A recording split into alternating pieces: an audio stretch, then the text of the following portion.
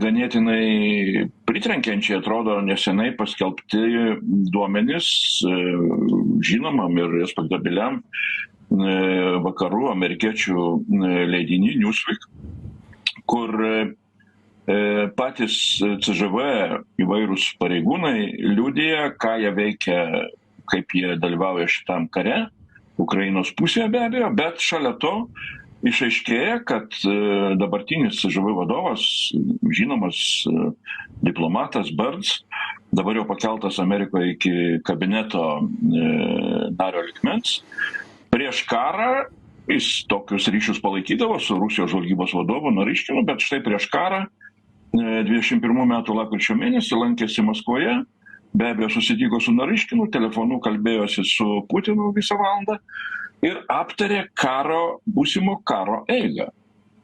Na, kas mane labai... Ribentropo-Molotovo paktas 2? Labai nušiurpino.